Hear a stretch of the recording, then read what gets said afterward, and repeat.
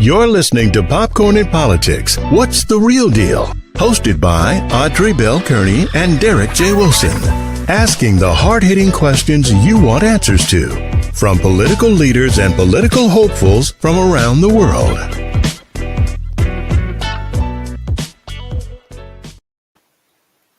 Good afternoon, everybody. It's your girl, Audrey Bell Kearney here. Derek will be joining me shortly. I think he's caught up somewhere, but I'm glad to be with you today. Welcome to another edition of Popcorn and Politics, where we talk all about politics. So there's some news coming down the pipe. You gotta look at Derek. Derek got on his church time. He's been in church, y'all. Good morning, good afternoon, Derek. Good afternoon. My apologies. Yeah, because he be getting on me, y'all. He be getting on me because I come in like 5 minutes before the hour. I was like, why you don't never get there early so we can talk? So I'm sitting there like, wait a minute now. It's like 2 minutes. So where you at? Because I'm here. I've been here since like 10 minutes before. I'm like, oh, early. Because I get reprimanded, y'all, so much. Y'all don't even know. Behind the scenes, I get beat up. The young buck beat me down. But that's okay because I'm early today. That's all right. Yeah. How you doing? I thought at least I had time. I figured the introduction was still going. Nah, I'm trying to start on. I might get here late according to you, but I always try to be on time for the people. I see. So what we got going on today? Well, Keisha Lance Bottoms endorsed not Felicia Moore, Andre Dickens, and it's so funny because somebody left us a comment bright and early, 7:48 this morning. Check it out. Yeah, I see. No, I'm not voting for him. 7:48. I said somebody was up early. It's so funny because I look at you've been around politics way longer than I have. Well, let me say this: you've been involved because I've been around a little bit longer than you, just a little bit. But you've been involved in politics just a little bit longer than I have. And what I've learned is that the first 100 days is always something. That a lot of candidates, once they actually win the seat, they always say we're going to look at the first 100 days. So Felicia Moore, who was endorsed by the Atlanta Fire Department Firemen's Union, she got her endorsement. So she announced it yesterday. Andre got the endorsement from Keisha. And I think one of the big things that they kind of have the same mission, except for when it comes to law enforcement. They differ there. So that's a little bit different. I want to know what your opinion was. Now, Andre is saying, he feel like the chief that's there right now, we should keep him there, for at least the first 100 days to see what happens. Felicia is saying, let's get him out.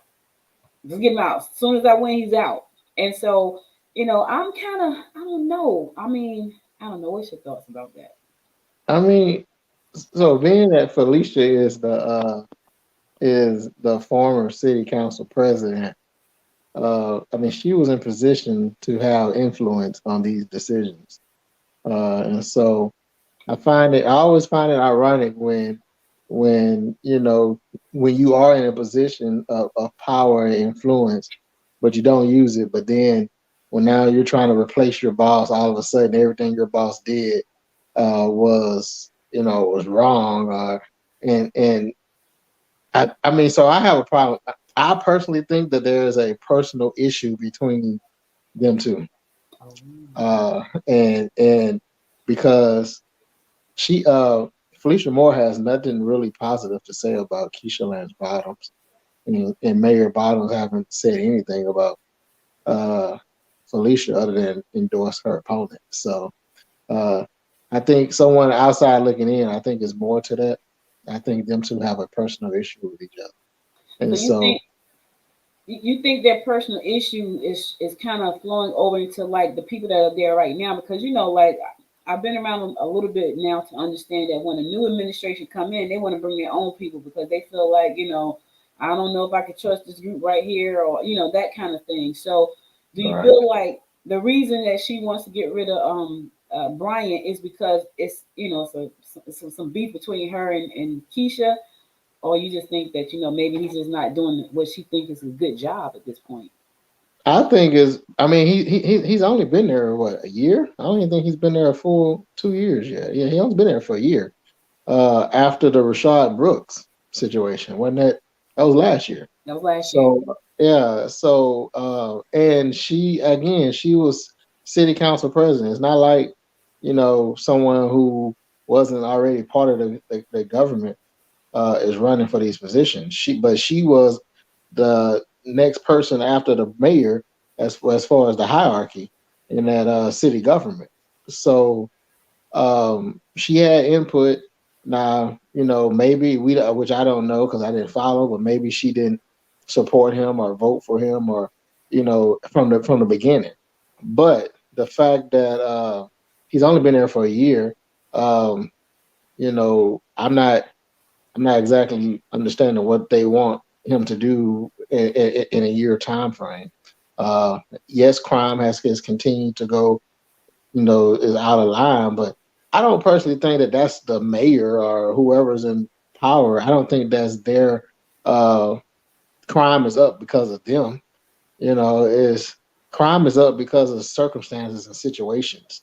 You know, um, Granted, there's more money out there than ever, so I'm not understanding it, but you know, we have to find out the reason for the why the crime rate went up. What's going on? What economic decisions that was made that impacted the area that caused the crime rate to go up?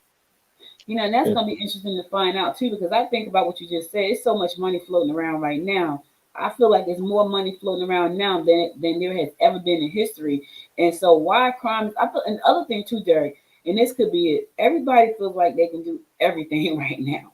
I think Yeah. that the previous administration proved to anybody I can do what I want to do. And I feel like that's why we have so much going on, because when you look at where we were 5 years ago, right? It wasn't like that. But there was a level of respect, there was a level of responsibility, there was some standards there. Right now, after the last administration, like you could do it, I could do it too. I can do what I want to do. I can say what I want to say. Yeah, no consequences unless you're, black. Right, right, exactly. And so I feel like that has a lot to do with it. And so in our own communities where we have leadership coming in, people feel like, you know what, I don't like that. So I don't want I don't I'm gonna say what I want to say, I'm gonna do what I want to do. Now, the first 100 days is always what political candidates say. We're gonna see what happens in the first 100 days. And that's what Andre is saying. So you know what? I'm not saying I'm gonna fire him. Let's see what happens in the first 100 days. But even in the first 100 days, he's been there a year. So I guess that's the opportunity for him to put together a plan and say, you know what, let's see how this plan works out, because that still may not be enough time to accomplish what maybe Miss Moore would like to see have accomplished. So that's going to be interesting to see how that unfolds.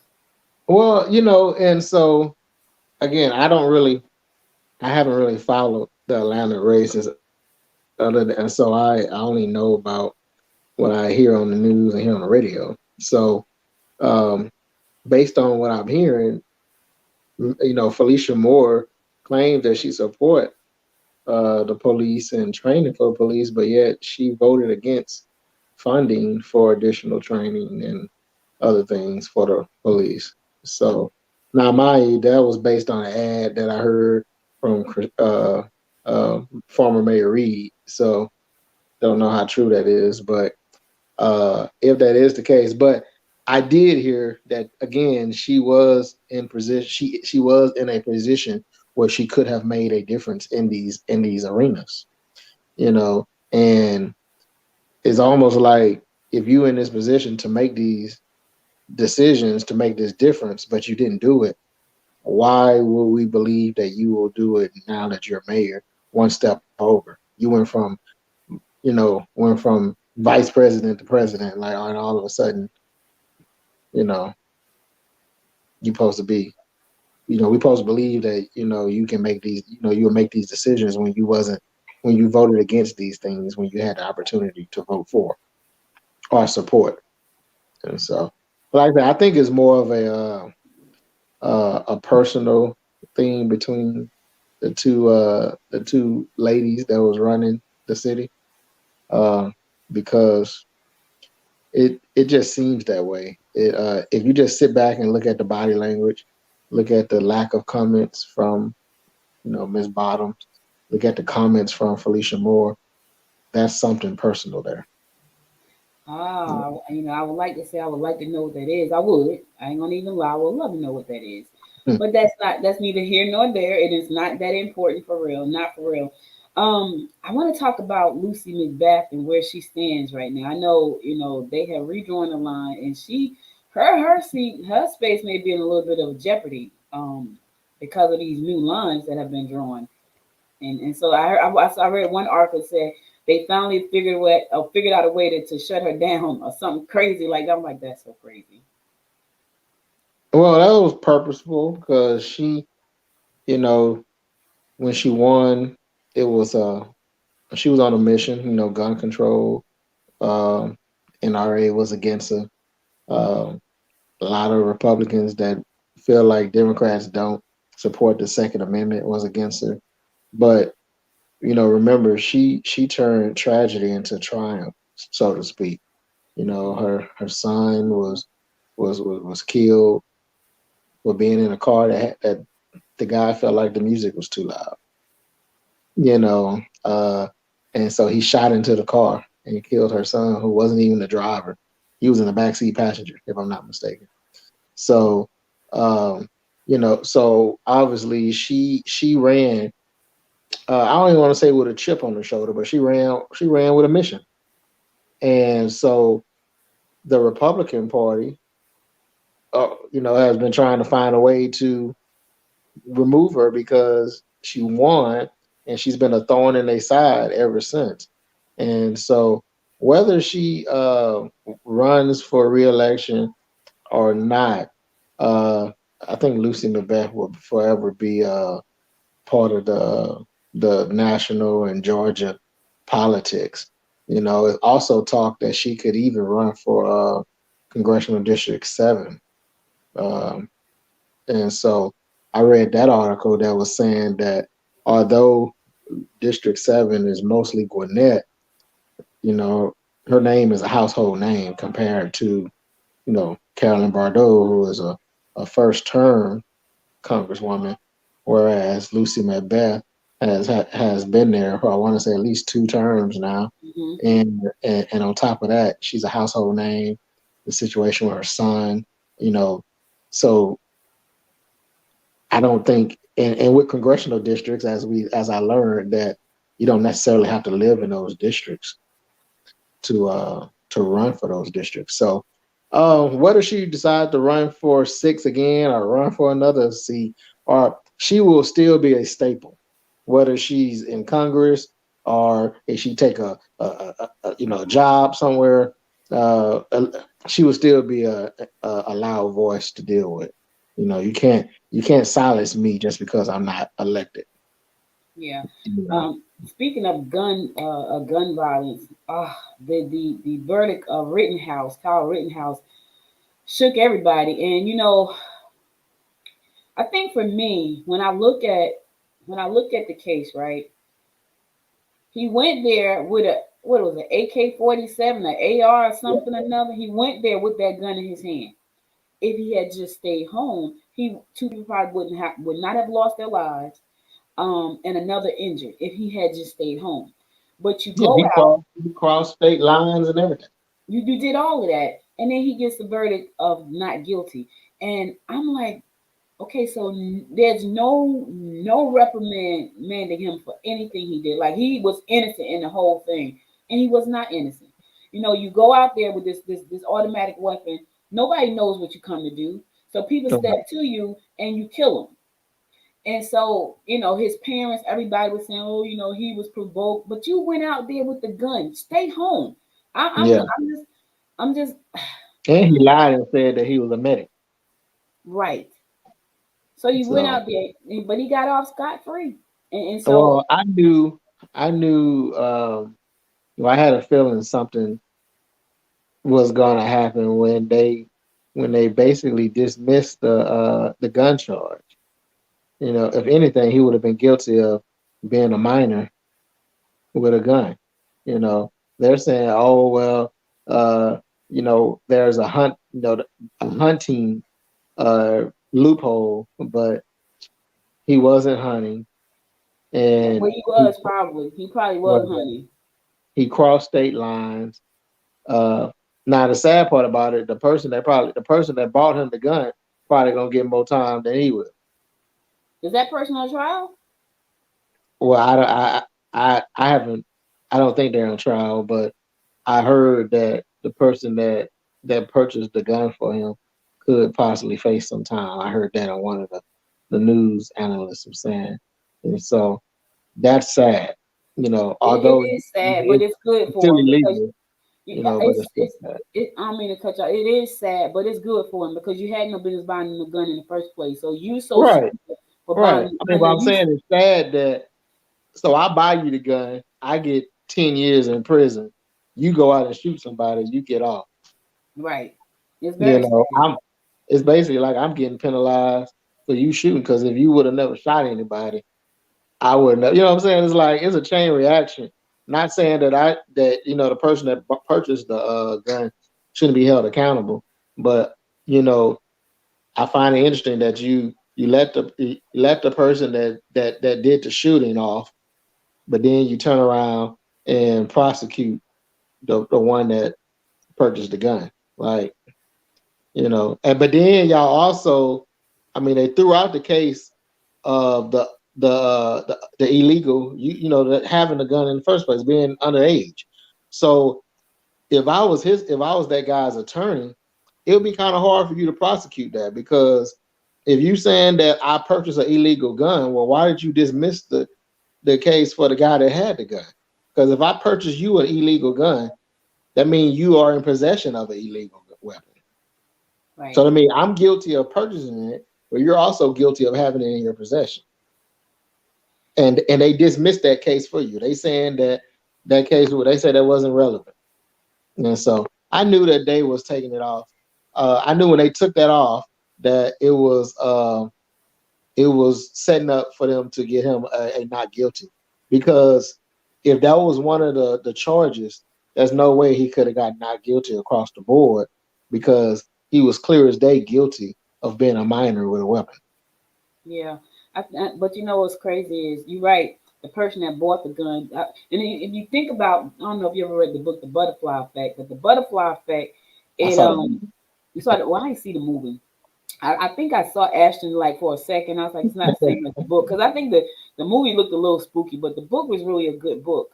Um, the butterfly effect, it pretty much says what you did and all the consequences that happens after that thing. So if that person had not bought him that gun, he would not have been out there probably with that gun. And then it's just crazy. But you know Yeah, what? I don't feel bad for the guy that bought the gun because you shouldn't have bought the gun. Um, yeah, Obviously, if he couldn't get the gun, he had two parents that stood up in court was like, yeah, yeah, yeah.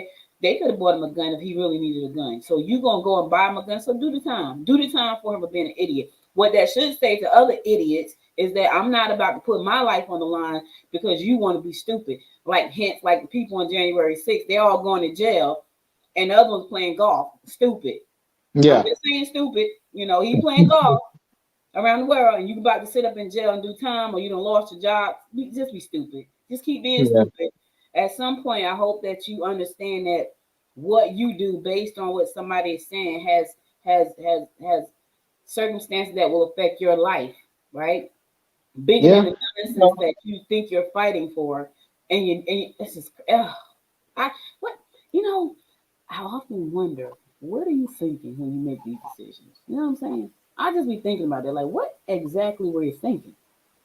I personally think, as far as him, he claimed he was scared. I think fear was in there a little bit, but he went out there with the whole intentions of using that gun, Yeah. and so, um, and for the record, I want to say, if not both of the victims, I know one of the victims are white. Two of them. So, so both of them were white, I right? think I think all three of them. I think all three of them were not black. Yeah. Um, So I don't want people to think, oh, this is a racial thing. Nah, we can make it a racial thing because if he was a black boy, he wouldn't even never made it past the barricade with the gun, no. to even shoot somebody. Right. And then if he did shoot somebody, not only did he shoot people, uh, I mean, but then he walked back by, like he left. He I went saw the home. He video. went back home. So, no, like it's another day at the gym. It You may know, be for for somebody you. that's supposed to be so fearful, and you fearful, and even if there was self defense, you know, that's like they tell you. Let's say you know you and a friend or whatever getting into an altercation, and then you feel like your life in danger, and so you end up shooting them. But then you shoot them and you leave. Like, Right, you know, no 911, no render aid, no nothing. You leave and go back home. right. And but yet that's self defense. I think the self defense goes out the door when you left. He know he shot them people. Yeah. Shot three. But He didn't shoot one. He shot three. He yeah, shot two. He shot three people. but it never came up in the case in the trial that the fact that he shot him and left. Yeah. And then he walked, then he skedaddled on by the police, waved and hey, you know, waved at him and went on back to his house like nothing happened. Well, that just go to show you there was no remorse. And that makes me think about what kind of individual he really is at the core of who he really is, because if you can just kill a person, take their lives and have no remorse, what does that say about you? I often wonder, how do these people sleep at night? Like, I don't, I could run over a dog and be just a mess. And I've done it by mistake and just a hot mess there. Got out the car, tried to pull the dog on the side of the road. It was raining. I just felt so bad. So I Yeah, can't even imagine what it's like to take a human life and then just walk away. yeah. Be like, ah, well, I gotta go to school tomorrow. Right. And then you go. Like, anyway, Yeah. we could stay on this forever. And I know we supposed to be talking local politics, but this right here for me, it could, you know, bear some weight on our local crimes because of Well, if well, to make it semi-local, you know, we still got the Ahmaud Arbery case going yeah, on, and so, you know, that's gonna be interesting. If they get off for that, that's gonna you know send shockwaves across the world. That you know, as a minority. First of all, as you know, as well as you know, we were both in the process of looking for properties, looking for homes, or whatever. So I know my wife and I on several occasions have gone to search properties online, or went to properties that were being built, and you know it's just sad for you to go out there and now realize that if you go visit a construction site, you could be accused of being a robber and shot and killed. Because again, I went to a whole bunch of new construction, new homes, walked around. Because for me, I feel like, like going to the car dealership. You don't want to be haggled. You don't want to be harassed. So I like to go to look at these new constructions when I don't have to worry about the agent all in my face, asking me all these questions. When you ready to move? We like to go out, look around. Oh, wow, that's nice. Look at the serene, the serene scenery and all that. But now this makes you think twice, because I've never known. I mean, I've seen, if you look up and down the timeline of the comments, people say, I've always, people always say they comment. My husband and I always go look at new construction. We always do that. You walk, I mean, it's not, first of all, it's nothing there to steal. I mean, lumber, you know what I'm saying? But he has shorts on and a t-shirt. right, And so what is he stealing? right, From a construction site with right, shorts on and a t-shirt. He can't even walk out with a drill because it's gonna pull his shorts down. He had basketball shorts on. right, exactly, So that whole, oh, he was trespassing. I mean, okay, let's say he was trespassing. That's not your property. right, exactly, I can't be sitting out my window and see somebody that I feel like is trespassing on my neighbor's property and shoot them because right. they trespassing on my neighbor's property. But you know, we shall see, because as we all know, the justice system uh, doesn't really work for us. It does, and it's so sad. You would think that after so many years and so many people fighting, that that would have changed, but it has not changed very much. And we are still. I mean, we're constantly in a fight for our rights, and it's a sad Yeah, case. It's just sad, And I don't know. We got to keep fighting. We got to keep fighting. Um, and that's what we do. That's what we do. yeah. Well, Thanksgiving is coming up, so happy Thanksgiving to you and your family. Uh, I wish everyone the best, as well as our listeners. Happy thanks, our viewers. Happy Thanksgiving to you all. Uh, if you're not vaccinated, get vaccinated. Get the booster. Um, Social distance if you can. But if Dr. Fauci said if the family is vaccinated, the family can get together. So I've been boosted. So I've been boosted. My husband and I both have been boosted. So, we're gonna do some. We're gonna go visit some family members for the holidays. It's gonna be a little bit. This holiday is gonna be different because this is one of my mom's favorite holidays, and right now she would have been planning a menu that to feed the whole neighborhood because that's what she did every Thanksgiving. And I'm always the one fussing like, we don't need that much food. We don't have any food this year. My mom is not here with is us. this So your first Thanksgiving? this is our first Thanksgiving without her. Our last Thanksgiving was last year. Those are the last two holidays, Christmas and Thanksgiving. We all got sick right after Christmas. We were good for Thanksgiving, but right Okay. after Christmas, we all got sick, and then she passed away on January 5th. So we're coming Okay. up to her 1 year anniversary. But I gotta tell you that she loved holidays. She loved all the holidays. Christmas, Thanksgiving, the 4th of July. Those. Now let me tell you what holiday she wasn't really crazy about. She wasn't Right. crazy about Memorial Day, and that always fell around her birthday all the time. So she never The did. And I think the reason was because the basketball playoffs was always around that time.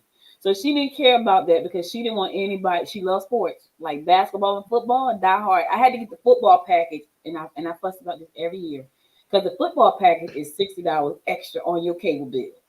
And because my no. yes, my mom loves sports.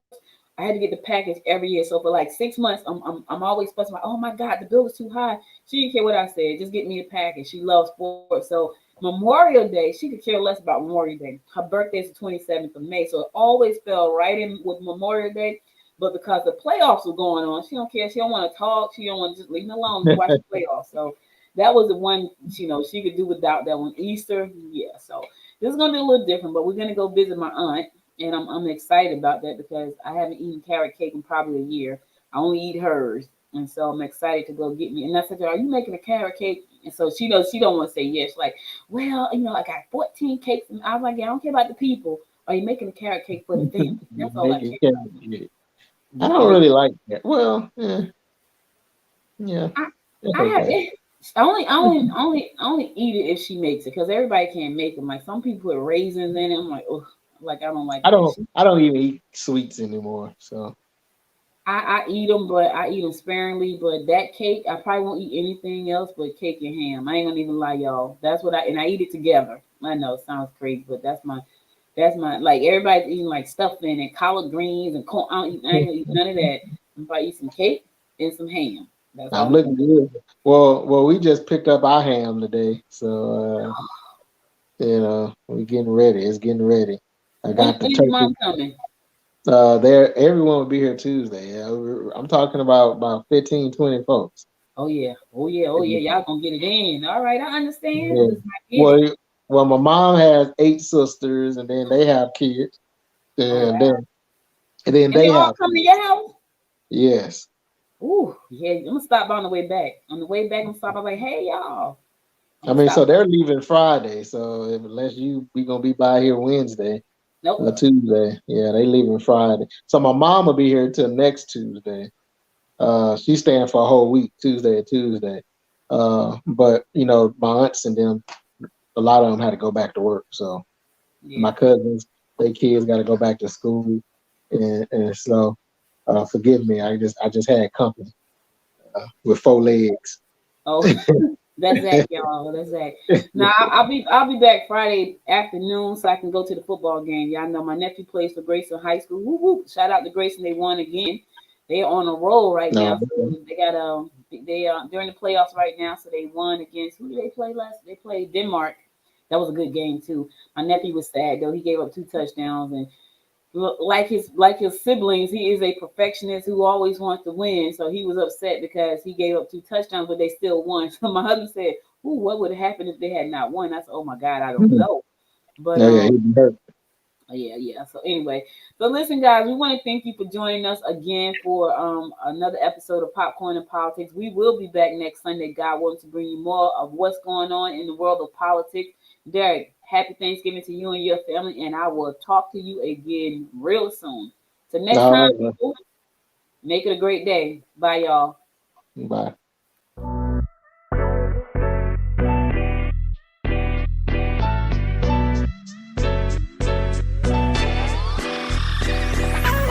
You've been listening to Popcorn in Politics. What's the Real Deal? Hosted by Audrey Bell Kearney and Derek J. Wilson. Be sure to subscribe to the show and share it with your family and friends. To support the show, visit us on the web at www.popcorninpolitics.com. Connect with us on Facebook at Progressive Popcorn and on Instagram at Popcorn Politics Podcast.